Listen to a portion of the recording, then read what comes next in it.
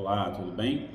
Nós estamos aqui para a nossa primeira aula, de fato. Nós tivemos uma introdução, agora vamos começar a trabalhar de verdade o que é homilética, o que é exegese bíblicas.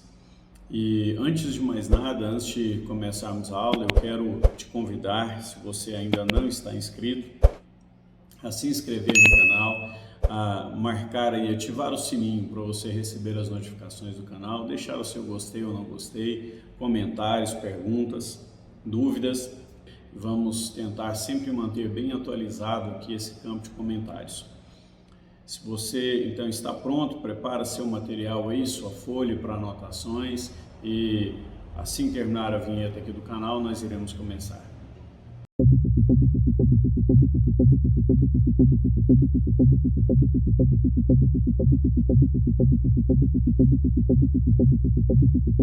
Então vamos lá.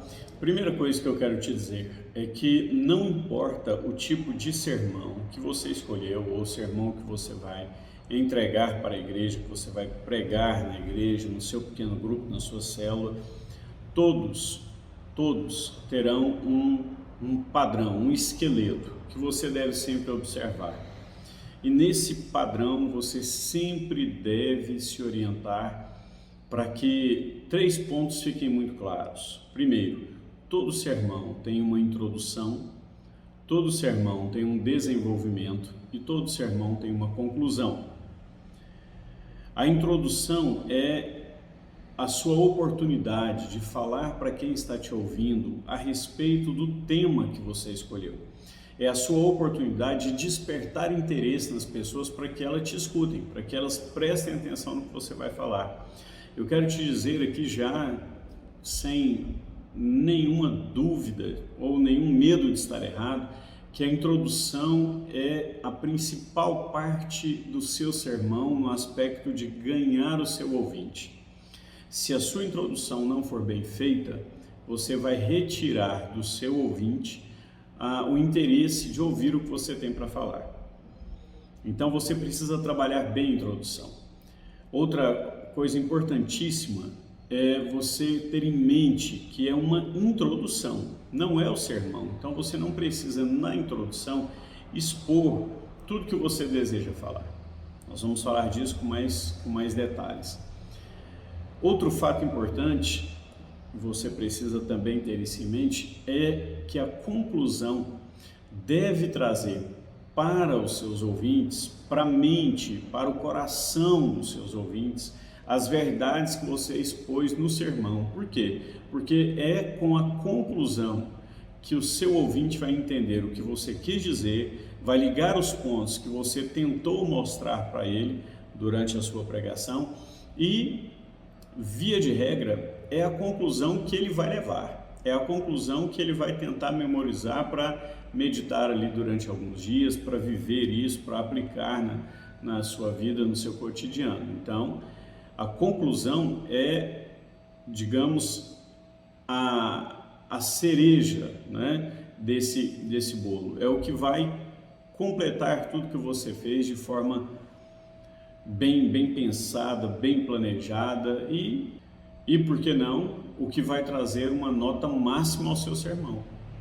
Porque não adianta você fazer uma boa introdução, um bom desenvolvimento e daquilo, tudo que você falou ali durante talvez 30, 35 minutos, o seu ouvinte não conseguir concluir nada, não conseguir levar nada para a vida dele. É uma coisa muito ruim quando você está ouvindo alguém e você fica esperando que ele faça uma aplicação e ele termina o sermão sem dizer por que ele pregou aquilo. Qual a importância daquilo para a sua vida? Onde você vai aplicar aquilo? Isso é muito ruim. Tá? Eu quero então começar falando a respeito desses 2 pontos do sermão. Nós vamos trabalhar aqui primeiro introdução e conclusão. Depois a gente fala do desenvolvimento. Mas primeiro nós vamos trabalhar introdução e conclusão. Eu fiz aqui algumas anotações importantes. Primeiro, você precisa entender que evitar a introdução ou não fazer bem a conclusão é jogar por terra todo o seu trabalho. É jogar por terra tudo que você fez, tudo que você planejou, tudo que você expôs, é jogar por terra tudo que você tentou alcançar com aquele sermão. Então, há um estudo de um seminário americano que diz que os 3 primeiros minutos de um sermão são os minutos mais importantes de toda a mensagem. Porque se você não despertar o interesse pela mensagem nesses 3 minutos, você perdeu o seu público. Pouquíssimas pessoas, somente assim, oradores muito bons, conseguem, no meio da mensagem, resgatar a atenção do público. Você precisa ter assim um grande poder de oratória para resgatar o seu público quando o seu público já perdeu o interesse por aquilo que você está falando. E normalmente isso acaba fazendo com que a mensagem fique longa, porque você vai ter que sair do seu esboço para trazer o público de volta contando alguma coisa que está fora do seu esboço e geralmente está fora da mensagem que você quer pregar. Tá? Então cuidado. Mas vamos lá. Então, introdução. Primeira coisa, para que serve a introdução?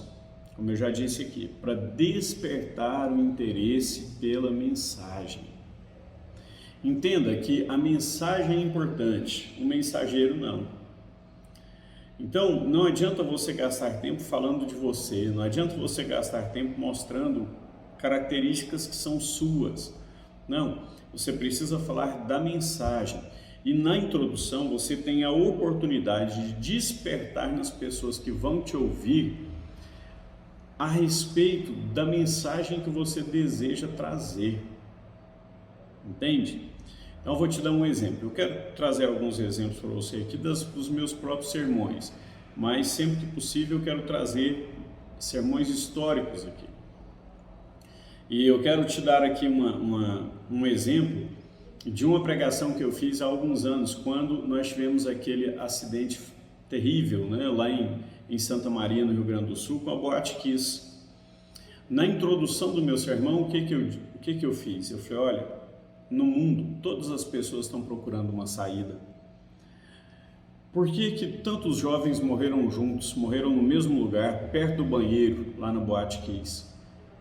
Porque alguém passou perto deles, correndo. E para quem estava no escuro, sem saber o que fazer, alguém que estava correndo naquele escuro, demonstrando certeza, confiança na direção que estava tomando, aparentemente sabia onde estava a saída. E mesmo que ele não soubesse, as pessoas o seguiram. Entendeu? Essa foi a minha introdução. Então, essa introdução fez com que as pessoas prestassem atenção no que eu tinha para falar. Por quê? Porque eu trouxe uma verdade. As pessoas estão perdidas no mundo, desesperadas atrás de alguém que consegue dar algum sentido à sua vida. Por isso que tantos gurus fazem sucesso, por isso que tantos coachings fazem sucesso, não é? Por quê? Porque tantos coaches fazem sucesso, né? Perdão. Por quê? Porque eles parecem ter a solução. Você, pregador, tem a solução. Você tem o evangelho nas suas mãos. Jesus Cristo é a solução. E você precisa despertar isso nas pessoas. Como que você vai fazer isso? Com a introdução bem feita. Então, primeiro ponto, despertar o interesse pela mensagem. Segundo ponto, mostrar a importância daquilo que você vai falar. Se você não fizer com que o seu ouvinte entenda que você tem algo sério, importante, urgente para falar para ele, algo sério, importante e urgente para a vida dele, ele também não vai te ouvir. Então você precisa despertar o interesse pela mensagem, você precisa mostrar a importância da mensagem. Terceiro aspecto de uma boa introdução, você precisa mostrar o tema. Você vai falar sobre o quê? O ouvinte, se você deixar para que os seus ouvintes descubram o tema a partir do que você for com o tempo expondo, você vai ter numa plateia de 100 pessoas 100 temas diferentes, cada um vai pensar uma coisa. Então diga o tema, esclareça o tema. Se o seu tema é, por exemplo, eu preguei há pouco tempo uma mensagem cujo tema foi fazer isto em memória de mim. Esse foi o tema. E eu cheguei e disse, fazer isto em memória de mim. Por que eu escolhi esse tema? Eu expliquei. Eu mostrei porque ali em 20 segundos, 30 segundos, por que eu escolhi aquele tema. Então, o que eu fiz? Os meus ouvintes agora vão olhar, vão o tempo todo observar o que eu estou falando, vão ouvir o que eu estou falando, vão olhar para o texto bíblico e vão entender. O pastor está falando a respeito de um tema. E qual é o tema? Fazer isto em memória de mim. Fazer isto era a primeira parte, em memória era a segunda parte. Em memória de quem? Era a terceira parte da mensagem.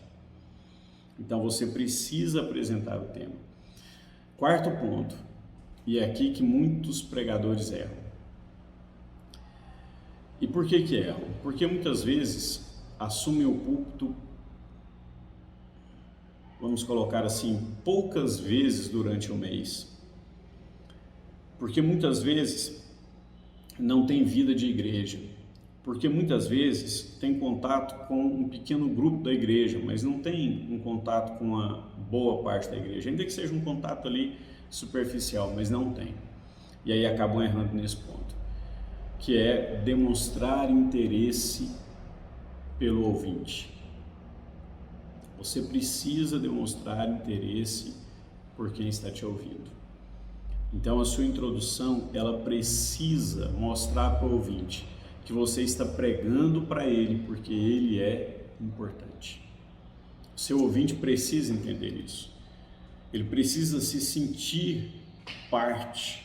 Ele precisa saber que ele está sendo valorizado, que o que você está falando motivado por amor, por um amor que você tem pela vida dele, para que ele melhore, para que ele cresça, para que ele conheça mais a Deus, para que ele tenha mais intimidade com Deus. Você precisa demonstrar isso na sua introdução. E o quinto e último ponto, você precisa preparar as pessoas para começar o sermão. E como que você prepara as pessoas para começar o sermão? Fazendo uma oração que a gente chama de oração de proposição, que pode até ser uma pergunta, não tem problema. Eu sei, tem alguns professores que não gostam de falar que pode ser uma pergunta. Eu não tenho problema com isso. Pode ser uma pergunta. Você fez ali toda a sua introdução, você explicou o tema, agora você vai introduzir o desenvolvimento do sermão. Faça isso com uma pergunta, faça isso com uma proposição, faça isso como uma verdade. As igrejas neopentecostais aprenderam a usar um recurso didático, que é o recurso da repetição, né? Particularmente eu não gosto muito, eu quase não uso, mas não tem problema, é uma questão aí de gosto, né? Mas não tem problema, faça a igreja falar, faça a igreja repetir, faça a igreja falar para quem está do lado. É claro que não dá para você ficar falando toda hora, né? Fala para quem está do lado, fala para quem está... porque isso cansa. E acaba que se você for medir o seu sermão, tem menos da metade do tempo, porque a maior parte as pessoas ficaram repetindo, né? Mas na proposição não tem problema. Ou então faça uma pergunta bem feita, né? Como nesse sermão mesmo, que eu disse, né, fazer isso em memória de mim, a minha pergunta de transição foi: quem está nos dizendo isso? Quem está nos dizendo? Eu li o texto lá no começo e fiz uma pergunta: quem está nos dizendo isso? Todos sabem, Jesus. Todos sabem a resposta, mas eles querem saber como nós vamos desenvolver o sermão para que essa resposta faça sentido. Então, quinto ponto, prepare os seus ouvintes para a proposição ou para a pergunta de transição. Então, observa bem, eu quero repetir para você, desperta o interesse, mostra a importância da mensagem, apresente o tema, demonstre interesse pelos ouvintes e prepare os ouvintes para a proposição. São 5 pontos. A sua introdução deve conter esses 5 pontos. E você não precisa se preocupar com, né? Às vezes em aulas, em seminários, eu falava isso, e aí os alunos falavam assim: pastor, quanto tempo em cada ponto? Não existe isso. Não existe. Às vezes o seu tema é um tema simples, você vai gastar, como eu disse, 20 segundos. Às vezes o seu tema já é um pouco mais profundo, né? Você vai gastar 1 minuto no seu tema, né? Mas não existe uma regra em relação a isso. Agora, a introdução, ela precisa ter algumas características. E eu quero te dar aqui, Poderia enumerar aqui muitas características, mas, como eu já te sugeri aí alguns materiais, né, eu quero te dar aqui um resumo bem curto. Primeiro, a introdução tem que ser apropriada.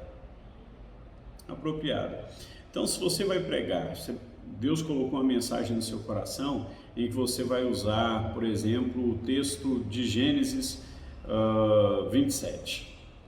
Né? Você vai falar ali a respeito da descendência de Abraão, você vai falar ali alguma coisa a respeito de Isaac, ou você quer trazer um pano de fundo para falar, né, sobre a aliança, para falar sobre Jacó, não sei qual é o tema, mas digamos que você vai falar sobre isso. Então, a sua introdução não tem o menor sentido se na sua introdução você falar sobre, por exemplo, sobre Jerusalém, não é? Não tem sentido. Não tem sentido na sua introdução você falar, por exemplo, sobre Páscoa, né? Não tem sentido. Então, a sua introdução ela precisa ser apropriada. Você vai falar sobre o quê? Você quer falar sobre aliança? Você quer falar sobre um Deus que sustenta? Você quer falar sobre os pactos de Deus com Abraão e a sua descendência? Sobre o que você quer falar? Então, faça uma introdução apropriada. Faça uma introdução interessante. Não adianta você ficar trazendo coisas demais na introdução porque as pessoas não absorvem. Faça uma introdução interessante.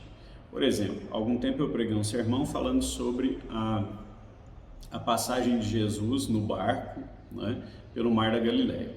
Marcos, capítulo 5 ali. E aí, o que eu falei para eles? Eu contei para eles que o mar, na verdade, é um lago. E dei ali o tamanho do lago. Olha, tinha 21 por 14, né, em quilômetros.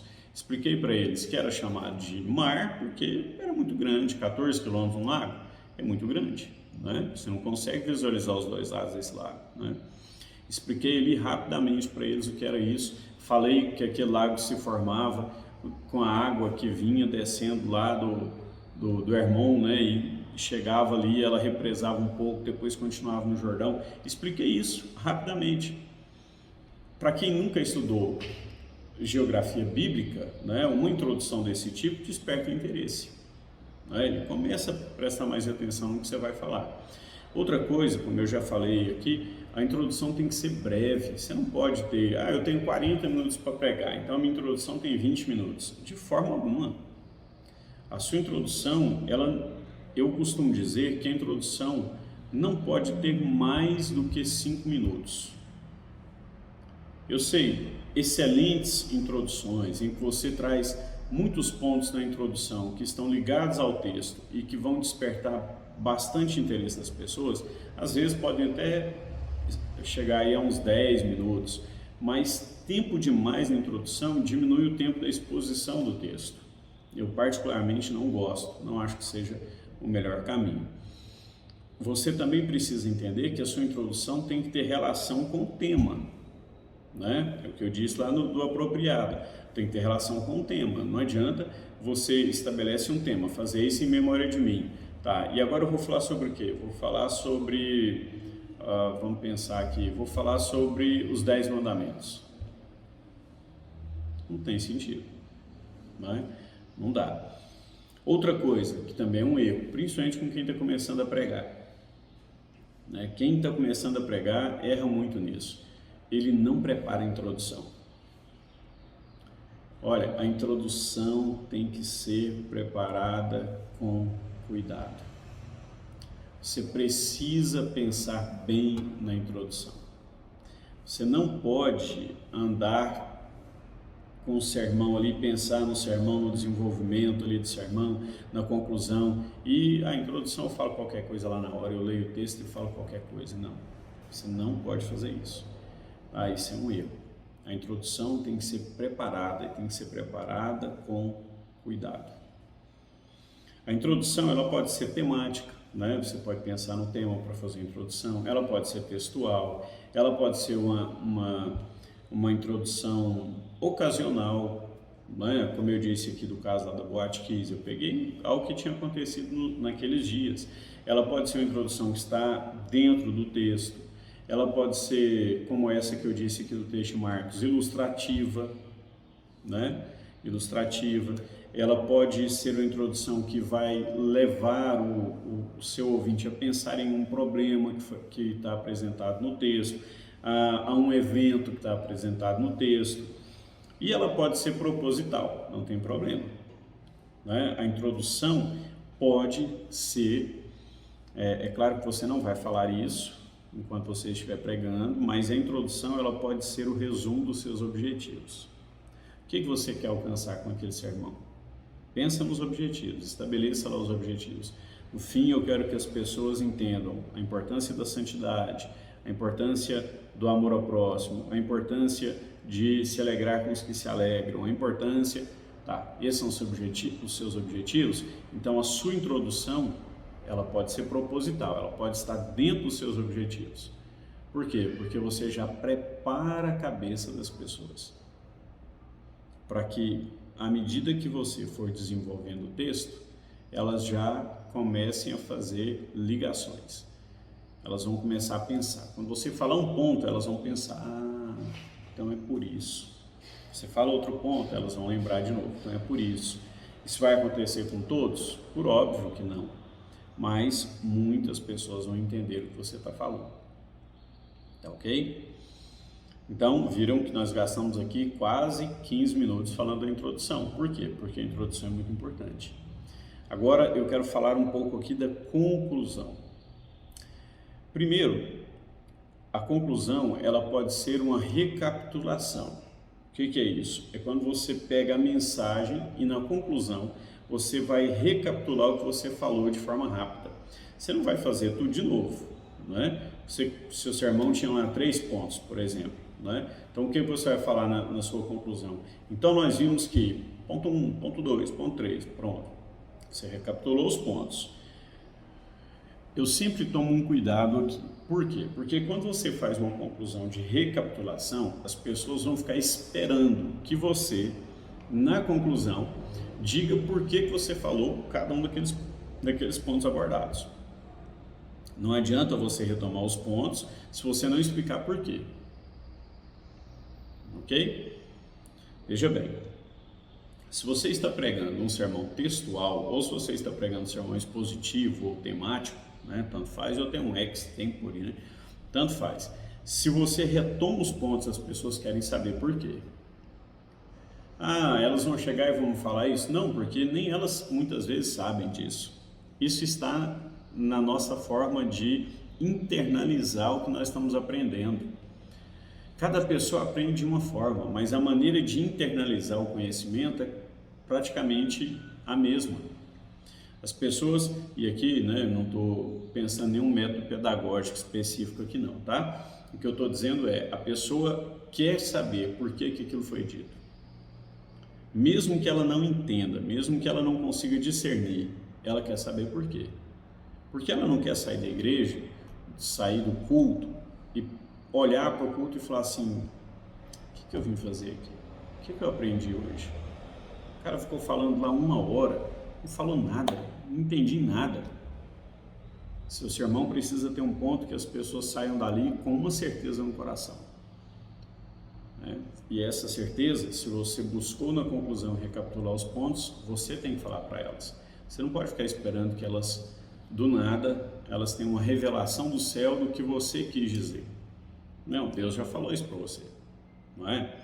Você orou, você jejuou, você leu a Bíblia, Deus já falou. Então, Deus falou com você para que você seja o porta-voz dele para a igreja, para o seu pequeno grupo, para a célula. Então, é nesse sentido que você precisa retomar e explicar. A sua conclusão, ela tem que ser um apelo para que a igreja volte a andar de acordo com a vontade de Deus. E aqui, veja bem, não interessa se o seu sermão foi evangelístico, não interessa se o seu sermão foi exortativo, não interessa se o seu sermão foi motivador, não interessa. Você precisa, na conclusão, arrumar alguma maneira, criar alguma frase, alguma aplicação para que a pessoa entenda que ela precisa agir de acordo com a vontade de Deus. E dentro do seu sermão, você vai tentar explicar isso. Por exemplo, eu preguei um sermão na minha igreja, Romanos capítulo 8, versículos 31 a 39. E eu encerrei o sermão dizendo que Paulo só pôde dizer, nos versículos 38 e 39, portanto, estou convencido de que nem a morte, nem a vida, nem os principados, nem potestades, nem outra criatura, tá? Nem o presente, nem o porvir, pode me separar do amor de Deus, está em Cristo Jesus. O que eu disse no ponto da conclusão? O que é estar convencido? É ter revelação, é ter conhecimento e ter experiência. E aí eu dei um exemplo prático a respeito disso. Dei um exemplo histórico e dei um exemplo prático. Então não basta você saber, não basta você ter conhecimento. Você precisa ter experiência. Para que você se convença de verdade, que é o que o apóstolo Paulo está dizendo, você precisa ter revelação e precisa ter conhecimento. Então, essa primeira aplicação que eu fiz, a frase que eu criei por quê? Porque eu queria que a igreja entendesse. Nós andamos de acordo com a vontade de Deus. E se nós sabemos que a vontade de Deus é fazer com que todas as coisas cooperem para o nosso bem, nós sabemos. Então, no nosso dia a dia, nós vamos ter experiências a esse respeito. É a junção, é o conjunto do que nós sabemos com a experiência do nosso dia a dia que faz com que a gente esteja convencido de que nada pode nos separar do amor de Deus. Entenderam? Esse é um exemplo. Outra coisa importante, a conclusão deve ter um apelo fiel ao Evangelho. Não inventem apelos que não são bíblicos. Não inventem. Não mistifiquem o Evangelho para que as pessoas sejam convencidas. E nem tente adaptar o Evangelho para que a pessoa, dentro da sua realidade, ou dentro do seu modo de vida, dentro do seu status quo, reconheça o Evangelho, porque o Evangelho não é para isso. O Evangelho é para que a pessoa seja transformada, para que ela seja mudada, para que ela se converta. Se você adaptar o Evangelho à realidade da pessoa para que ela se sinta bem na realidade que ela está, ela não vai se converter. Ela até pode vir à frente, fazer uma oração e sair dali acreditando que foi salva, mas ela não se converteu. Ela só foi convencida de que do jeito que ela está, Deus a recebe e as coisas podem continuar do mesmo jeito. E isso não é verdade. O Evangelho diz, venha mesmo como você está, mas seja transformado pelo poder de Deus. Então não faça apelos que não são bíblicos. Não diga para a pessoa o que a Bíblia não diz. Não faça. Jesus, falando a esse respeito com os fariseus, ele fala assim, vocês andam o mundo inteiro para fazer um novo convertido. E quando vocês fazem, vocês o transformam em alguém pior que vocês. Por quê? Porque agora ele está convencido que na situação dele ele não precisa mais de mudar. Não faça isso. Faça um apelo que seja fiel ao Evangelho. Segundo, esse apelo deve ser claro. O apelo que você vai fazer deve ser claro. Você não deve, eu já errei nisso. Estou aqui te falando de carteirinha. Você não deve fazer um apelo que faça com que as pessoas tenham dúvidas do que elas vão fazer se elas se levantarem, se elas levantarem a mão, se elas forem à frente. Não, o apelo deve ser claro. O apelo deve ser claro, seja em relação a arrependimento de pecado, seja em relação à conversão, seja em relação a uma mudança de atitude em relação à vida financeira, em relação à família. O apelo tem que ser claro. Você não deve fazer um apelo que deixe interpretações livres, à vontade de quem está ouvindo. Entenda que a sua conclusão deve levar a igreja a agir sempre. Sempre. Você precisa concluir o sermão para que a pessoa seja convencida a agir. Por quê? Porque a Bíblia diz que nós devemos ser praticantes da palavra e não apenas ouvintes. Se você só ouve, não adianta. Então você precisa levar a igreja a entender que tudo que foi dito ali foi para que a vida dela seja transformada, para que a situação dela seja transformada, mas para que ela levante do banco, para que ela haja, para que ela saia do lugar comum, para que ela seja um testemunho vivo. para que ela possa, de verdade, ser um instrumento nas mãos de Deus. Então, a conclusão deve convencer as pessoas que elas devem agir. E aí, nós precisamos entender que, além de tudo isso, a sua conclusão, ela precisa ter um estilo que seja um estilo imponente. Por quê? Entenda, aqui não há nenhuma soberba, nenhum orgulho, nada disso, tá? Vou te explicar bem. Entenda, você fez uma introdução, você desenvolveu o tema e agora você está concluindo, você está fechando seu sermão. Por que ela tem que ser imponente? Porque é a sua última chance de convencer quem está te ouvindo que tudo que ele ouviu é verdade e que por tudo aquilo que ele ouviu vale a pena dar a vida. Entendeu? A mensagem que você está trazendo é a mensagem mais importante da vida de quem está te ouvindo. Você precisa ter isso na sua mente. Por isso que não dá para você gastar, sei lá, 4 horas para fazer um esboço de sermão. Não. A vida do sermão é a vida do pregador. Se você não gasta tempo meditando nos textos, se você não leva tempo escrevendo, pensando, meditando de novo, pregando às vezes para você ali 2, 3, 4, 5 vezes, o seu sermão não vai alcançar, não adianta. Então você precisa entender, a conclusão tem que ter um estilo imponente, a pessoa tem que olhar para aquilo, o seu ouvinte tem que olhar e falar assim, rapaz, esse cara está certo. Tudo que esse cara falou aí é verdade, é isso mesmo que a Bíblia diz e eu posso acreditar nesse negócio. Eu posso apostar minha vida nesse negócio. Agora, as pessoas só vão entender isso se você conseguir transportar tudo que você falou do reino espiritual para o reino físico e do campo teórico para o campo prático. Porque senão não adianta nada. Porque as pessoas querem coisas práticas. Elas querem saber o que elas vão fazer. Tudo bem, eu ouvi isso aí, tudo achei legal, nossa, que legal, né? É verdade, isso é assim mesmo, né? As coisas são assim, né? Não, tá tudo certo, é isso aí. E aí? O que eu vou fazer com isso? Como é que isso vai funcionar na minha vida? Você tem que falar para elas. Você precisa explicar. Você precisa falar para elas, se você agir assim, assim, assim, vai dar certo. E como é que isso acontece? Primeiro, a sua conclusão, ela tem que ser mais coração do que razão. Porque você precisa sentir o que você vai falar. Eu não estou falando que você vai ser emotivo quando for estabelecer o que vai dizer. Eu estou falando que você precisa ter convicção do que você vai dizer.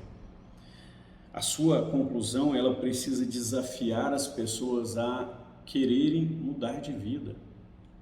Ela precisa fazer com que a pessoa eleve o coração, sabe? Olha, grandes oradores nem sempre são pessoas muito intelectualizadas, muito prolixas. E você precisa entender, aqui tem 3 erros que os pregadores cometem que você precisa evitar. Entenda. Primeiro, a conclusão tem que ser curta. Segundo, não faça perguntas na conclusão. Conclusão não é para você deixar a igreja sair com dúvida. Não faça perguntas. Conclusão não é para perguntas. Pergunta você faz lá no fim da introdução. Na conclusão, não. Terceiro, cuidado com a forma com que você está falando. Use uma linguagem clara, mas uma linguagem clara não é uma linguagem que ofende a percepção da língua de quem está ouvindo, sabe? Cuidado. Existem palavras que às vezes a gente percebe as pessoas falando assim até com uma certa, segurança, como se estivessem corretas, e que a gente sabe, um pequeno estudo da língua portuguesa, que o que ela está falando quer dizer outra coisa, né? Então, cuidado, se você não conhece um termo, use outro. Não use um termo que você está em dúvida. E se você não está em dúvida, você precisa ler mais, porque geralmente quando a gente não tem dúvida, a gente está errando há muito tempo. Então, tome cuidado com o que você vai fazer. E feche a sua conclusão com desafios. Faça desafios. Faça desafios à igreja, para que a igreja mude a forma com que ela está vivendo, a forma com que ela está encarando o Evangelho. Então, eu gosto sempre de falar o seguinte: leia muito, leia bons livros, leia bons comentários bíblicos, procure ler. Se você ler muito, você vai errar pouco. Quando você está falando, quando você está escrevendo um texto, se você não lê, com certeza você vai errar muito. E a gente precisa, eu sempre digo isso na minha igreja, a gente precisa partir do seguinte princípio: nós vamos fazer o melhor para Deus. Mas como que nós fazemos o melhor para Deus? Ofertando o nosso melhor para a igreja. O nosso melhor. O nosso melhor inclui em estudarmos, inclui em procurarmos falar da maneira correta, inclui em valorizarmos quem está nos ouvindo e inclui em pensarmos que a igreja nem sempre está apenas com o número de pessoas que nós conhecemos. E às vezes, uma coisa que você fala afasta um visitante. Então você precisa ter sabedoria. Ok? Se algum dos pontos aqui não ficou claro para você, deixe aí no comentário, eu vou te explicar. Assista de novo, faça anotações, pegue esses pontos, coloque, faça um POP, né, para você, um procedimento padrão aí, operacional padrão, faça para você seguir quando você estiver fazendo o seu estudo bíblico, quando você estiver esboçando os seus sermões. Siga esses pontos, você vai ver, daqui a pouco tempo isso vai ficar automático, você vai fazer sem precisar olhar em lugar nenhum e a sua pregação, os seus sermões vão melhorar e a sua igreja, o seu público certamente vai crescer, porque esse é o objetivo, você prega para que a igreja melhore. Amém? Obrigado, Deus te abençoe, até a nossa próxima aula.